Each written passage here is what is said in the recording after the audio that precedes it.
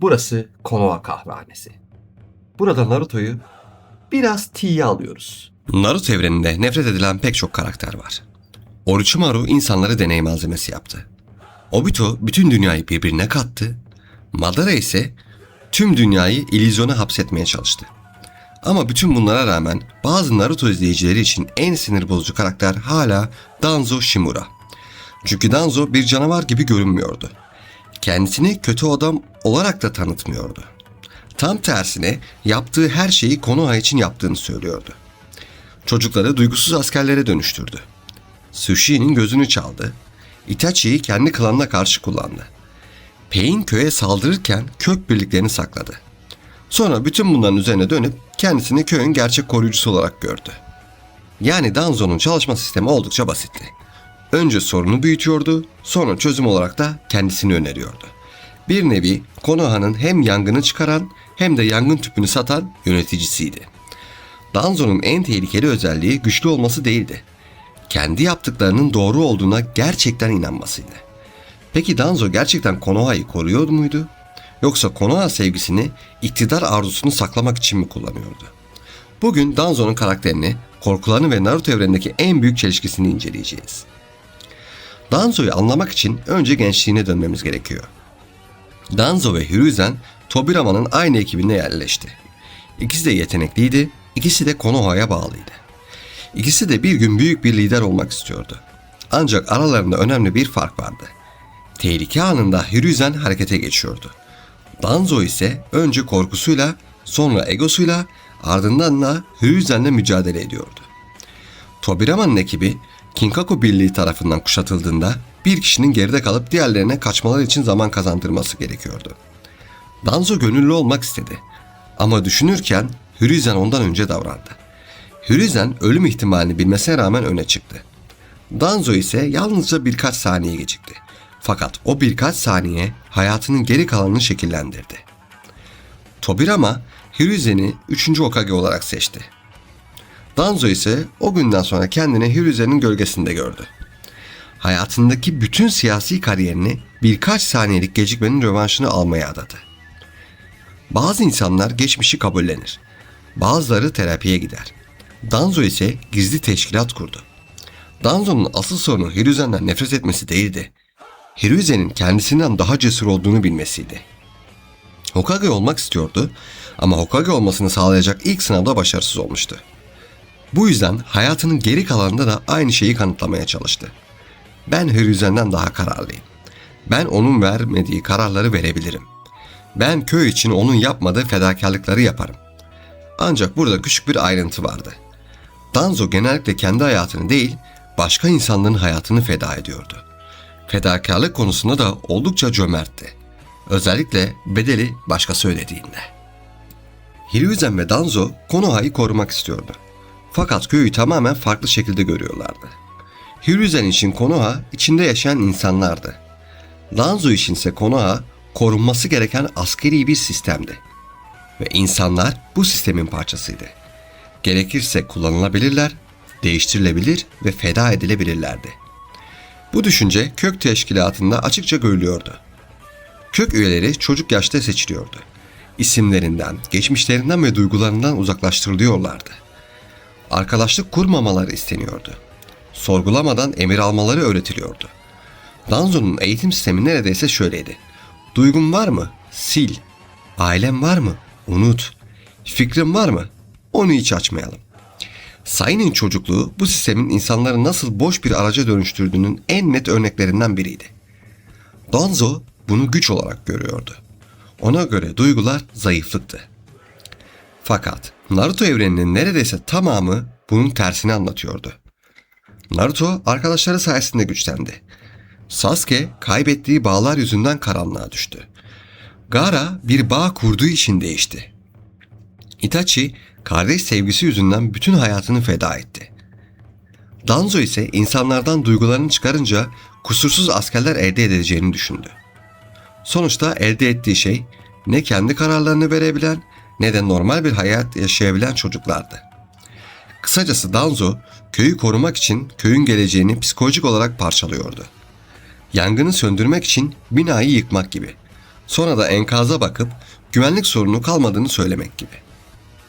Danzo'nun karakterindeki en büyük sorunlardan biri güvenlik takıntısının sürekli yeni tehditler üretmesiydi. Bunun en büyük örneği Uchiha klanıydı. Uchiha klanı Konoha yönetiminden uzaklaştırılmıştı. 9 kuyruk saldırısından sonra daha fazla şüphe altında kaldılar. Zamanla klan içindeki öfke büyüdü ve darbe planları başladı.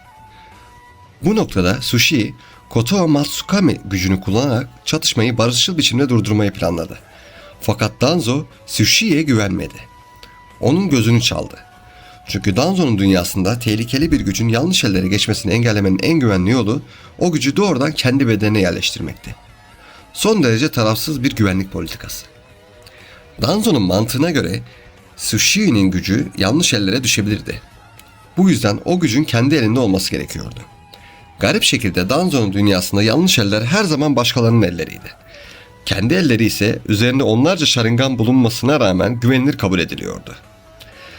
Danzo barış planını bozunca Uchiha krizi daha da ağırlaştı. Sonunda Itachi klanı ile köy arasında seçim yapmaya zorlandı. Danzo burada kendisini gerçekçi bir lider olarak görüyordu. Ona göre birkaç kişinin ölümü büyük bir iç savaşı engelleyecekti. Fakat mesele yalnızca kötü ama gerekli bir karar değildi. Çünkü barışçıl çözüm ihtimalini ortadan kaldıran kişilerden biri yine Danzo'ydu. Önce çıkış kapısını kapattı, sonra içeride kalanlara başka seçenek olmadığını söyledi. Danzo'nun yönetim anlayışı biraz böyleydi. Alternatifleri yok et. Ardından tek seçeneğin kendi planın olduğunu ilan et. Toplantı kısa sürüyor. Demokrasi daha da kısa. Danzo kendisini Hiruzen'den daha kararlı ve daha sert görüyordu. Peki gerçekten cesur muydu? Fiziksel açıdan korkak bir shinobi değildi. Sasuke ile savaşında güçlü teknikler kullandı. Izanagi sayesinde ölümü defalarca geri çevirdi. Son anda Obito ve Sasuke'yi yanında götürmek için kendi hayatını feda etmeye çalıştı. Yani Danzo savaşmaktan tamamen kaçan biri değildi.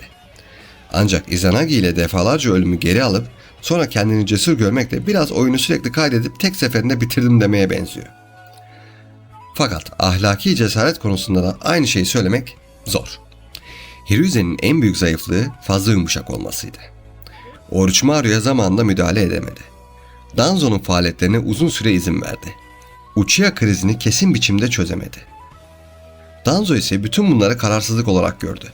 Ama Danzo'nun yöntemi sorumluluk almak değil, sorumluluğu karanlığa saklamaktı. Kök gizli çalışıyordu. Operasyonların gerçek yüzü halktan saklanıyordu. Kararların bedelini Itachi, Sai, Sushi ve sayısız çocuk ödüyordu. Danzo bütün kirli işleri yaptığını söylüyordu. Ama çoğu zaman ellerini başkalarının hayatlarıyla kirletiyordu. Gerçek cesaret yalnızca zor karar vermek değildir. O kararın sonucuyla açıkça yüzleşebilmektir. Danzo ise sonuç iyi olduğunda Konoha'yı kendisinin kurtardığını düşünüyor, kötü olduğunda bunu yine Konoha'nın güvenliğiyle açıklıyordu. Muhasebe sistemi oldukça rahattı. Bütün başarılar Danzo'ya yazılıyordu, bütün ölümler ise zorunlu koşullar bölümüne aktarılıyordu. Danzo'nun sözde Konoha'yı her şeyden çok seviyorum iddiasının en büyük sınavı Pain saldırısıydı.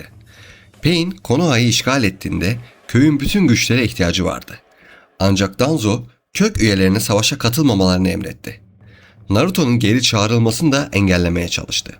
Çünkü Tsunade'nin başarısız olmasını ve Hokage makamının kendisine kalmasını istiyordu. Bu noktada Danzo'nun savunulabilecek alanı ciddi biçimde daralıyor. Çünkü köy gerçekten yok edilmek üzereydi. İnsanlar ölüyordu, binalar yıkılıyordu, Pain gökyüzünde tanrı kompleksiyle dolaşıyordu. Danzo ise içeride kariyer planlaması yapıyordu. Elbette kendi açısından bir gerekçesi vardı. Naruto yakalanırsa 9 kuyruk Akatsuki'nin eline geçecekti. Ancak kökün tamamının gizlenmesi yalnızca Naruto'yu korumakla açıklanamaz. Danzo, kaosun sonunda ortaya çıkıp düzeni yeniden kurabileceğine inanıyordu. Yani Konoha'nın zarar görmesini kendi liderliğini güçlendirecek bir fırsat olarak gördü. Bu biraz da evin yanmasına izin verip sonra apartman yöneticiliğine aday olmak gibi. Bir insan köyü kurtarmak için köyün yıkılmasına izin veriyorsa artık köyü mü seviyor yoksa koltuğu mu seviyor sorusu kaçınılmaz bir hale geldi. Tanıdık geldi değil mi? Danzo sürekli köyün güvenliğinden söz etti. Fakat elde ettiği güçleri köyün ortak yararları için paylaşmadı. Sushi'nin gözünü kendisine aldı. Hashirama hücrelerini bedenine yerleştirdi. Kolunda çok sayıda Sharingan taşıdı. Bu gözleri Izanagi kullanarak kendi ölümünü tekrar geçersiz kılmak için kullandı. Danzo'nun bedeni savunduğu bütün fikirlerle çelişiyordu. Uchiha klanına güvenmiyordu ama Uchiha gözlerini kullanıyordu. Hashirama'nın iradesini temsil ettiğini düşünüyordu ama Hashirama hücrelerini bedenine ekliyordu. Bireysel gücün tehlikeli olduğunu söylüyordu ama mümkün olan bütün güçleri kendi bedeninde topluyordu. Danzo resmen Naruto evreninin kaçak parça deposuydu. Biraz Hashirama, biraz Uchiha, biraz yasak teknik, üzerinde de Konoha için etiketi. Çünkü Danzo'nun asıl inancı Konoha değildi. Danzo'nun asıl inancı şuydu: Konoha'yı yalnızca ben doğru şekilde koruyabilirim. Bu düşünce çok tehlikelidir. Çünkü bir noktadan sonra lider kurumun kendisinden daha önemli olduğunu düşünmeye başlar. Danzo da Konoha'yı korumakla kendi iktidarını korumayı birbirinden ayıramadı. Köy tehlikedeyse Danzo gerekliydi. Danzo gerekliyse yaptığı her şey kabul edilebilirdi. Mantık zinciri kısa, sonuç listesi oldukça uzundu. Peki Danzo tamamen kötü müydü? İşte Danzo'yu ilginç yapan nokta burada başlıyor. Danzo tamamen sahte bir vatansever değildi. Konoha'ya bağlılığı gerçekti. Ölürken bile köyün geleceğini düşündü. Hiruzen'i hatırladı. Obito ve Sasuke'yi yanında götürmeye çalışarak Konoha'ya yönelik tehdidi azaltmak istedi. Yani bütün hayatını yalnızca para, zevk veya kişisel rahatlık için geçirmedi. Danzo'nun derdi gerçekten Konoha'ydı. Sorun Konoha'yı sevme biçimiydi. Bazı insanlar sevdiklerini korur. Danzo ise korumak için önce özgürlüklerini, duygularını ve bazen gözlerini alıyordu. Biraz yoğun bir sevgi dili tabii. Danzo'nun trajedisi köyü sevmemesi değildi. Köyü yalnızca korku yüzünden sevebilmesiydi. Kaybetmekten korktu, ihanetten korktu, zayıf görünmekten korktu, Hiruzen'den geride kalmaktan korktu. Bu korkuların hepsini gerçeklik adı altında sakladı. Danzo için güvenmek tehlikeliydi. Bağ kurmak zayıflıktı. Merhamet gecikmeydi. Fakat Naruto serisinin ana mesajı tam tersiydi. İnsanları koruyan şey yalnızca güç değil, aralarındaki bağlardı. Danzo bunu hiçbir zaman anlayamadı. Köyün köklerini koruduğunu düşünürken ağacın bütün dallarını kesmeye başladı. Sonra neden gölgesinde kimse kalmadığına şaşırdı. Danzo bütün hayatı boyunca Hiruzen'den daha iyi bir lider olduğunu kanıtlamak istedi. Hiruzen'i fazla yumuşak buldu. Onun insanlara fazla güvendiğini düşündü. Kendisinin daha gerçekçi, daha kararlı ve daha güçlü olduğunu söyledi. Fakat sonunda Hokage makamına ulaştığında bile insanların güvenini kazanamadı. Hokage şapkasını taktı, yetkiyi aldı. Konseyde söz sahibi oldu. Ama halk onu lider olarak asla benimsemedi. Çünkü Hokage olmak yalnızca koltuğa oturmak değildir. İnsanların seni o koltukta görmek istemesidir. Danzo koltuğa ulaşmak için yıllarca çalıştı. Ancak koltukla halk arasındaki kısmı biraz atladı. Bürokrasi tamamlandı. Güvenlik mührü basıldı. Halk desteği dosyası bulunamadı. Danzo'nun trajedisi de buydu. Hiruzen'in sahip olduğu şeyi zorla alamazdı. Çünkü Hiruzen'in gücü yalnızca tekniklerden gelmiyordu. İnsanların ona duyduğu güvenden geliyordu. Danzo ise güven yerine korku üretmişti. Korku insanları susturabilir ama sana asla bağlayamaz. Danzo güçlü bir shinobi'ydi. Zeki bir siyasetçiydi. Gerektiğinde kendi hayatını riske atabiliyordu. Fakat kesinlikle iyi bir lider değildi. Çünkü liderlik yalnızca düşmanları ortadan kaldırmak değildir. İnsanların yaşayabileceği bir gelecek kurmaktır. Danzo'nun kurduğu sistemde insanlar yaşamıyordu. Emir alıyorlardı. Kök üyeleri çocukluklarını kaybetti. Sushi barış umudunu kaybetti. Itachi ailesini kaybetti. Sasuke bütün hayatını nefret üzerine kurdu. Nagato'nun karanlığa sürüklenmesinde Danzo'nun müdahaleleri rol oynadı. Konoha ise yıllarca kendi içinde büyüyen karanlığın bedelini ödedi. Danzo kendisini köyün görünmeyen kökü olarak görüyordu. Ama sağlıklı bir kök ağacı besler. Danzo'nun kökü ise ağacın enerjisini emiyordu. Bu yüzden Danzo'yu yalnızca kötü biri olarak görmek eksik kalır. O korkunun vatanseverlik kılığına girmiş halidir. Konoha'yı korumak istedi. Fakat Konoha'yı oluşturan insanlara hiçbir zaman gerçekten güvenmedi. Ve sonunda hayatı boyunca kaçtığı gerçekle yüzleşti. Hiruzen'in gölgesinden çıkmak için her şeyi yaptı ama ölüm anında bile düşündüğü kişi yine Hiruzen'di. Yani Danzo hayat boyu yarışı sürdürdü. Hiruzen ise büyük ihtimalle yarış olduğunun bile farkında değildi. Gerçi Hiruzen zaten hiçbir şeyin farkında olmadı. Danzo Hokage koltuğuna kısa süreliğine oturmuş olabilir. Fakat hiçbir zaman insanların Hokage'si olmadı. Çünkü Hokage olmak için köyü kontrol etmek yetmez. Köyün sana güvenmesi gerekir. Peki sizce Danzo gerçekten Konoha'yı korumaya çalışan, yanlış anlaşılmış bir lider miydi?